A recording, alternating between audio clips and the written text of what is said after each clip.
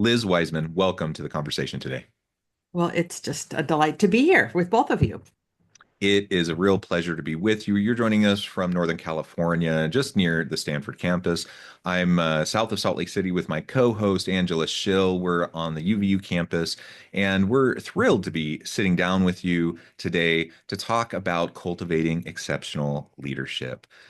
Liz, of course, has a fantastic background, does tremendous work with organizations across the world, and we're just thrilled to have this opportunity. As we get started, I wanted to share just a little bit of Liz's bio with everybody. Liz is the author of New York Times bestseller Multipliers and the Wall Street Journal bestsellers Rookie Smarts and Impact Players. She is a researcher and executive advisor who teaches leadership and executives around the world, and the CEO of the Wiseman Group, a leadership research and development firm headquartered in Silicon Valley, California. Liz is a former executive at Oracle Corporation, where she worked as the vice president of Oracle University and as the global leader for human resource development. She is a frequent guest lecturer at Brigham Young University and Stanford University. Liz has received the Top Achievement Award for Leadership from Thinkers 50 and has consistently been named one of the world's top 50 management thinkers. And that honestly is just scratching the surface. There's so much we could highlight, but I'm going to pause there. Liz, anything you would like to highlight? I can see you're kind of like, you're feeling a little bit shy at the moment because of all the things I just said, but anything you would like to highlight before we dive on into the broader conversation? Well, I think I would add to that my hardest job has been being a mom. I've Yeah. got four children and they're all now adults, and that's way harder than when they were kids, honestly, and a lot less fun. Don't tell them I said that, but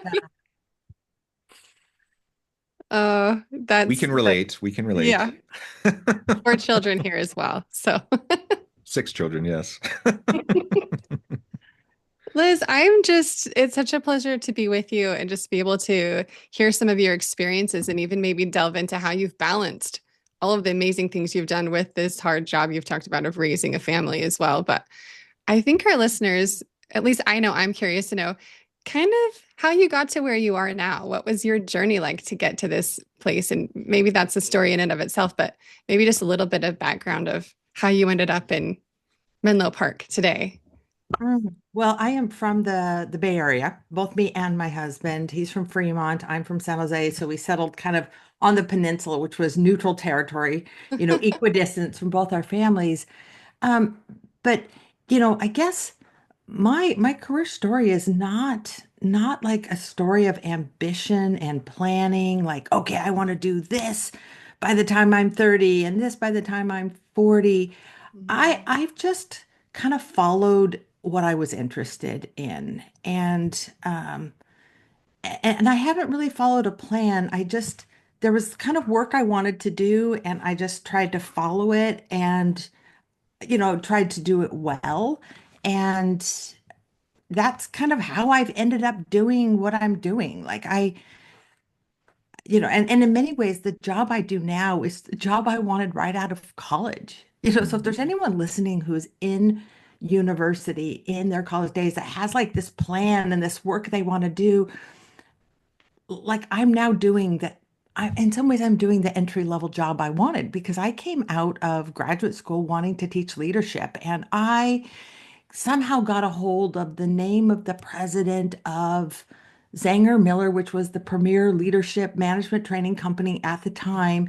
And I'm like, got on my resume, somehow finagled my way into a interview and kind of announced to him that I wanted to teach leadership.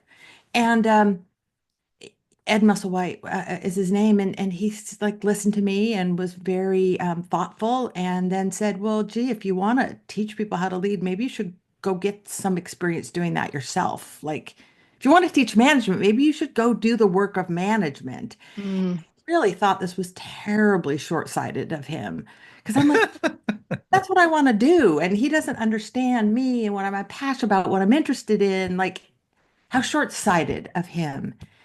And what a blessing that was. I mean, it was a rejection to be sure. Years later, I told him this story, and he wrote me out a job offer.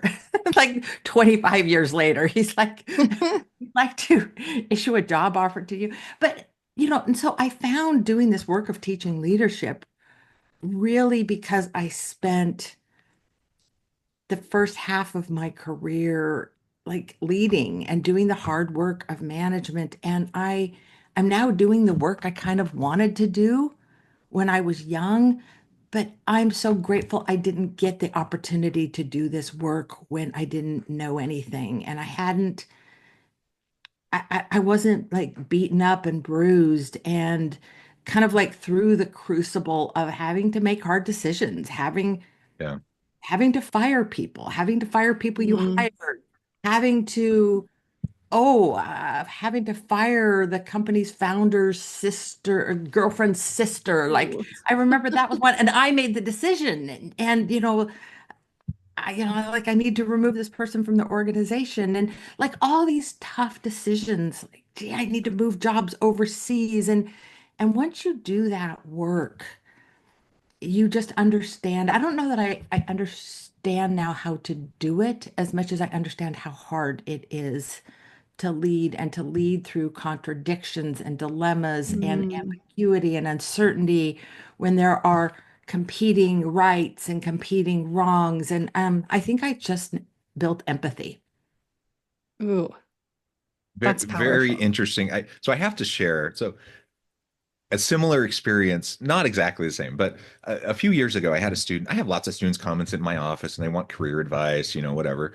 And I had a student sit down, and he wanted some career advice, and I asked him, well, what do you like? What kind of things do you want to do? And he said something similar to probably what you said in this conversation. And he said, I want to. He essentially said he wanted to be like Simon Sinek. He wanted to like Hmm. teach, be a thought leader, teach leadership.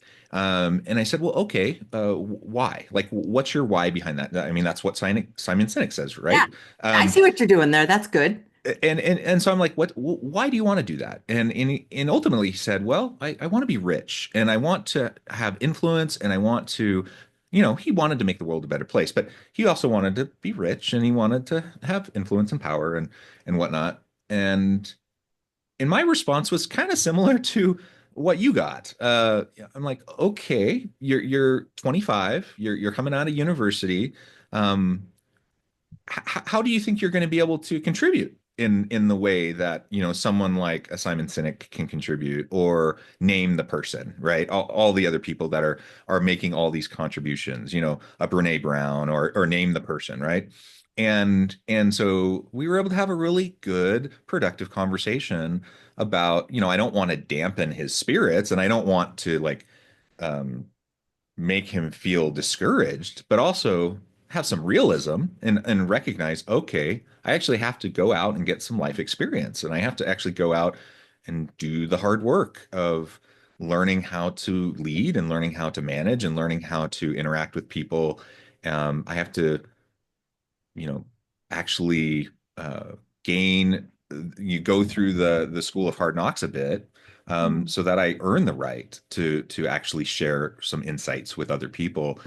He wasn't terribly thrilled by that conversation, but a few years later, he comes back and he says, "Okay, I kind of get it now." And he still has probably another few decades before he can get there, but he's on his way, and I'm happy for him. And I guess that's a good reminder and a good lesson for everybody is like you're now doing what you wanted to do out of college, but it took you a while, right? And it takes everyone a while. Like nobody gets there immediately. Well, and that makes me think of it makes me think of Brene, who is a friend. And, knowing what she has done and the labor that she has put into her work and Hmm. all the years of working without visibility to that work, Right. Yeah. that earns her the ability to offer that insight. And it makes me think of a term from one of my favorite VCs, Anne Mirabeau. She's actually a neighbor, and she's an amazing venture capitalist. And they talk about this idea of earned insight, that when they're making an investment in a firm, they want to know like do you have an insight that you have earned through your labor building this company, like something that you understand about your client base, about the market, that's basically intel that you had to earn, that becomes like proprietary, like that, like only you understand this about the technology, the consumer, the market. And I do think that's part of like what it takes to have influence is to have earned insight. And these were joyous years of my careers. A career was just learning how to lead. Yeah. Something else you said that I just want to highlight. You talked about the nuance, the tension, the reality that you have competing rights and wrongs and values that are butting heads with each other. That's just the reality of life. When you find yourself in a complex organization with complex relationships, you're going to have dilemmas. You're going to have values butting up against each other. You're going to have ethical dilemmas occur. I was once in a meeting with a CEO who they were asked how they dealt with ethical dilemmas in the workplace, and the CEO kind of thought for a second and said, "I've never experienced an ethical dilemma in my life," and I was intrigued by that. I was like, "What do you mean? I've never experienced an ethical dilemma?" Um, and uh, Partly, I think maybe it was a semantics thing. Maybe they defined ethical dilemma slightly different than the way I defined it. But also, I think for this particular individual, there's a level of arrogance and a lack of intellectual humility that I think is necessary for people who are really striving to continually learn and grow and who can recognize what you just said, like people who are understanding that things are inherently messy.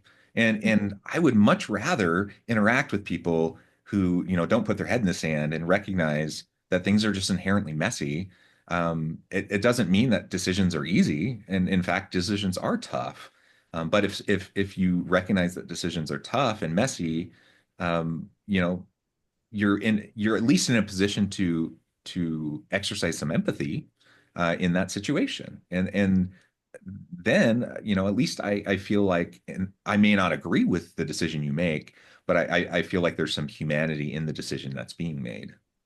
Yeah, and I think, it's probably a lot, John, how you're defining these ethical dilemmas, which is like, what is the path of greater humanity Sure. in, Mhm. and maybe this person is right. Maybe that CEO has never dealt with like a true ethical dilemma of like, gee, this Yeah. is going to make ugly headline news and land somebody in jail.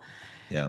I don't know that I've dealt with anything like that, but just like trying to find like what is the way to do right by people. And that's often in competition. Yeah. Yeah. Like, what is the path of humanity? So, Hmm. and here's my question with that, because you bring up with all the experience, then you bring that experience to the table as you're teaching leadership to other people in Mm. your research, the books that you've written, and the people that you're leading on a regular basis. And I think about how do you teach that empathy? Is that something that can only be gained through experience, or how do you guide people along the path so when they hit these ethical dilemmas, then they have this humanity piece there? Well, I guess like there's two parts of that. One is how to move through the world with empathy. Mhm. Uh, which is an art form in and of itself. And I think one that's really important in this moment in time we're in, and like this moment Yeah. in history. And then how do you help other people do this? For me, it comes down to something I really learned. Like if I go back to the roots of it, it's probably in my childhood. Some of it is, I think, maybe just a little bit of like a gift I got at birth. Some of it's in my childhood. And a lot of it came from Dr. Bonner Ritchie, who taught me like this art form of perspective taking, of that like there's, in any given situation, there's multiple angles on this and multiple ways to see this. And I think like moving through the world with empathy is like moving through the world. Like for me, it's like understanding that people have a different, I guess we might call it a lived experience, that like two people can be two siblings in the same family with all the same environment, the same mushy peas served, the same parents, but they end up with a very different experience in that family system that that people see and experience a situation different than another person. It's for me, it's about being able to separate people's behavior and their action from their intent.